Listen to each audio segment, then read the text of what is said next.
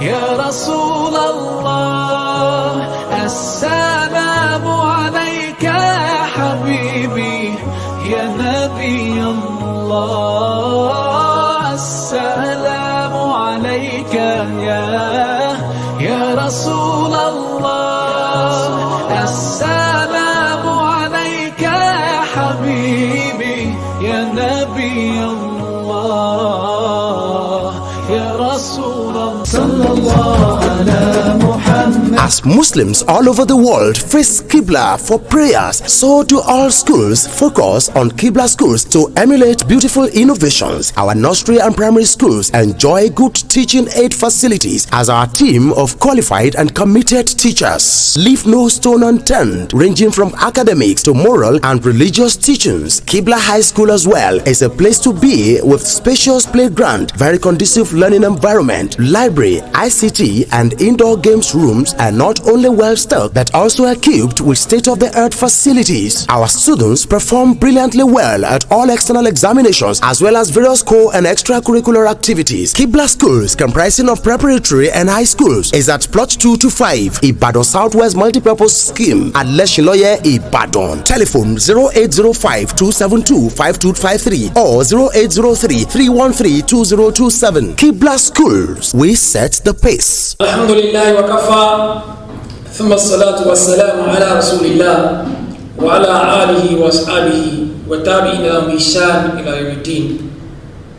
All praise and adoration is due to Allah subhanahu wa ta'ala. We beseech His abundant blessing upon the noblest of mankind, Muhammad sallallahu alaihi wasallam, his household, his companions, and the majority of Muslims till the day of accountability. You are welcome to your favorite program, Message from Qibla, sponsored by Qibla Schools at Leshiloye, Ibadan.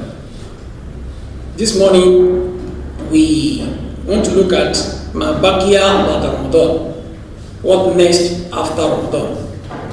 We appreciate Allah for the mercy of life He has given us, for sustaining us till this moment that marks the end of Ramadan.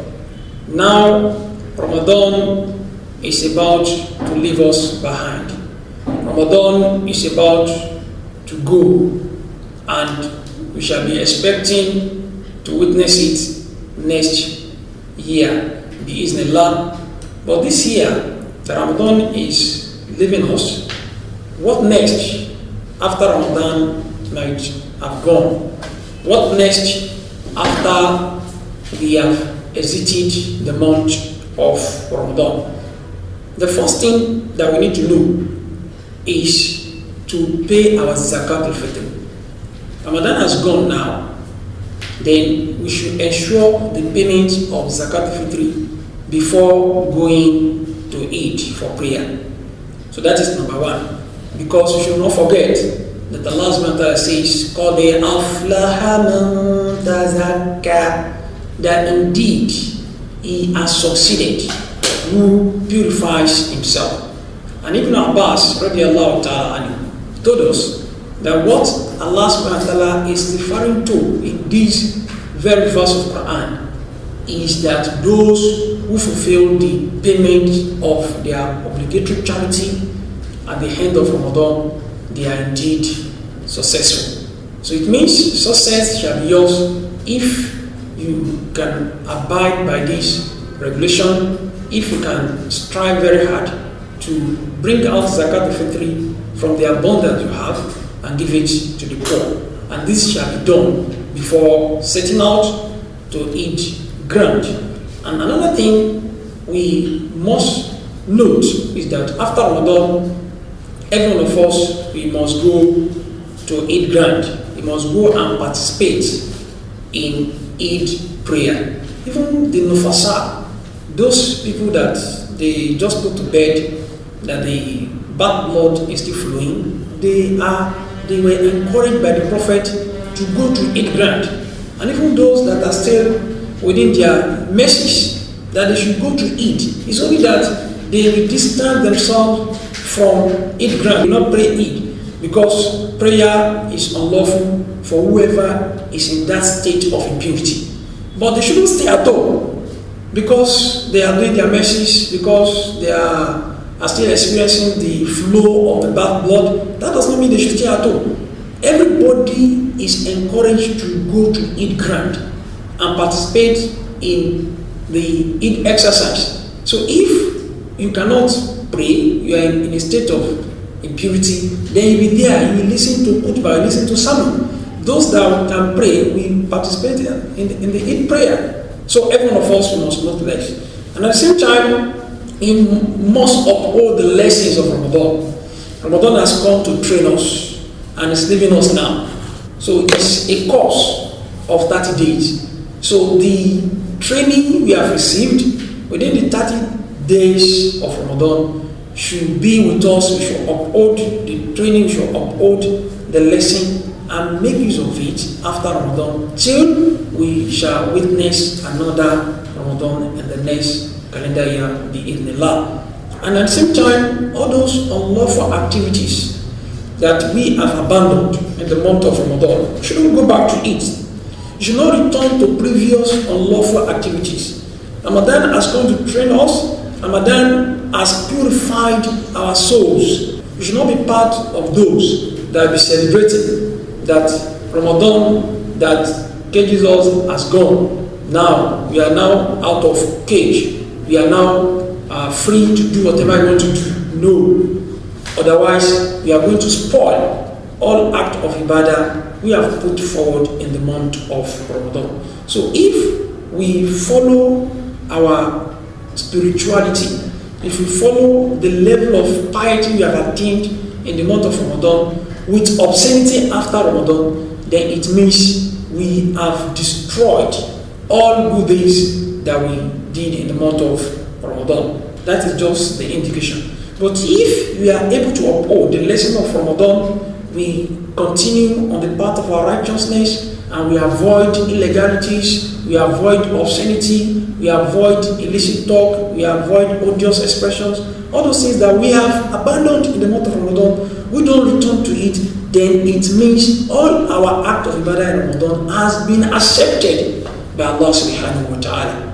But if otherwise, it means we are ready to spoil all the meritorious activities that we did in the month of Ramadan. So we should guide our tongue after Ramadan, we should guide our movement, we should guide what we use our eyes to watch, we should guide our sight, we should guide our chastity. Everything that is to be guided and everything that we guided in the month of Ramadan, we should continue to guide them after Ramadan.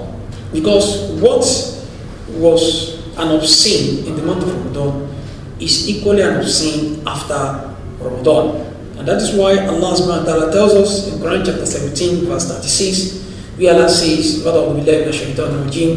وَلَا تَقُفُ مَا لَيْسَ لَكَ بِهِ عِلْمٌ إِنَّ السَّمْعَ وَالْبَصَرَ وَالْفُؤَادَ كُلُّ أُولَئِكَ كَانَ عَنْهُ مَسْئُولًا.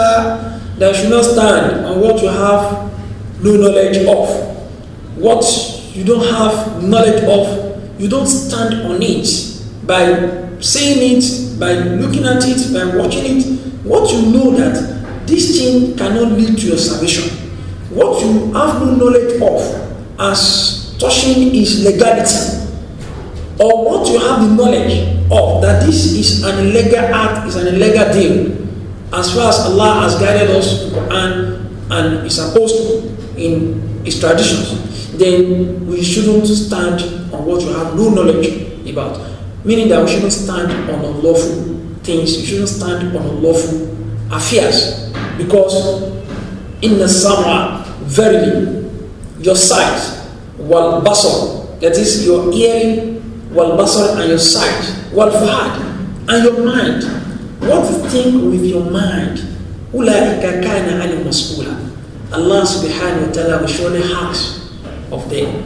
So it means we are going to be questioned about our sense of hearing, about our sense of sight, and about our mind, what we think of with our mind. Allah subhanahu wa ta'ala will ask us. And that is why we have to use these sense organs and the best way that will earn us the pleasure of Allah subhanahu wa ta'ala. What we should be listening to after Ramadan should be what will make us increase in piety. What we should be watching should be what will increase our level of piety, and what should we be thinking of, using our mind to think about. Our thought should be in consonant with the dictates of Allah and His apostles, meaning that what we elevate our status in sight of Allah, that's what should be our thought, what should be what we be watching, and what should be what we be listening to. And we shouldn't forget that after Ramadan, the Prophet ﷺ has made it a sunnah that we should observe 6 days fasting in the month of Shawwal. In the month of Shawwal, before the end of the month, we must have fasted for 6 days. It's good if you can observe the fasting consecutively, and if we don't have the ability to observe it consecutively, the scholars of Islam, they have said nothing bad in that.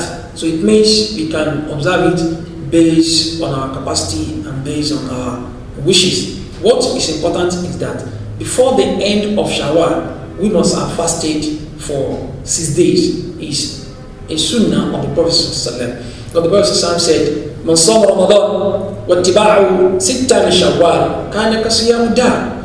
Rawahu Muslim.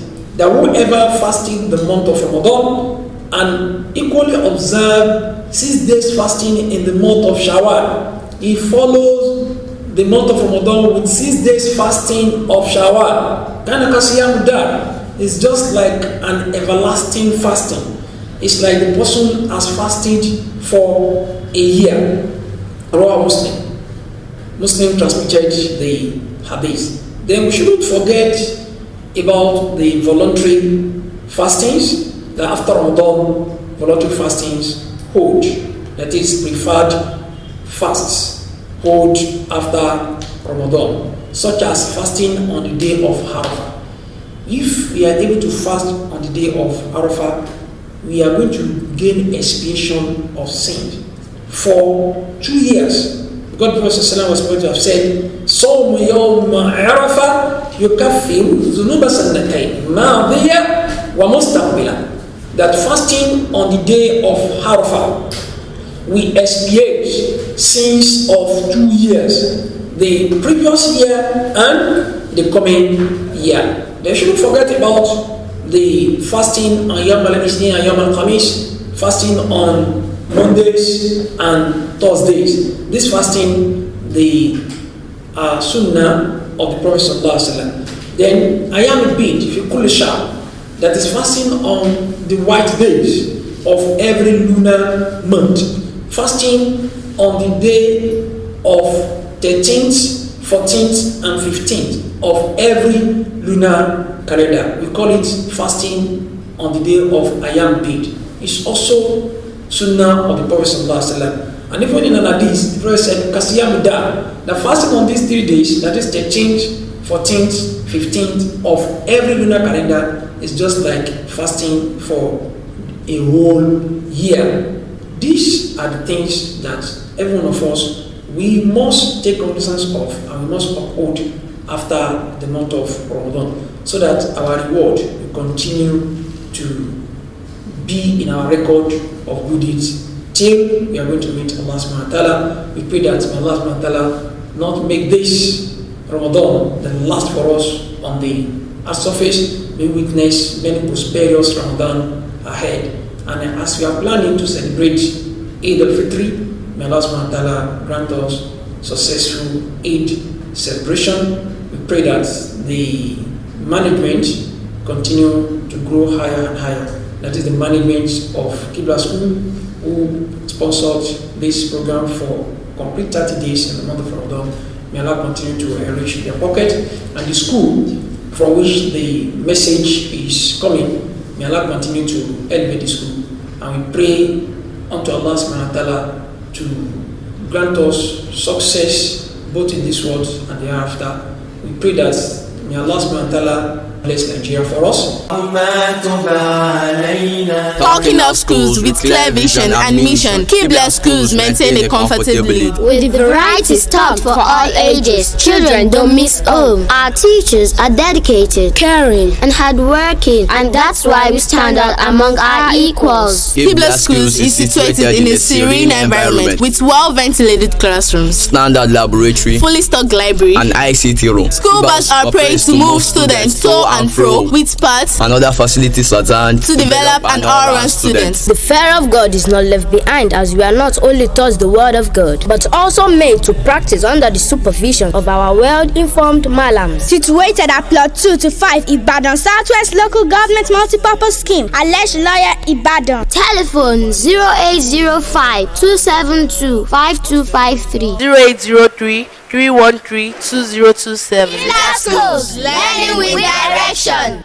يا رسول الله السلام عليك يا حبيبي يا نبي الله السلام عليك يا رسول الله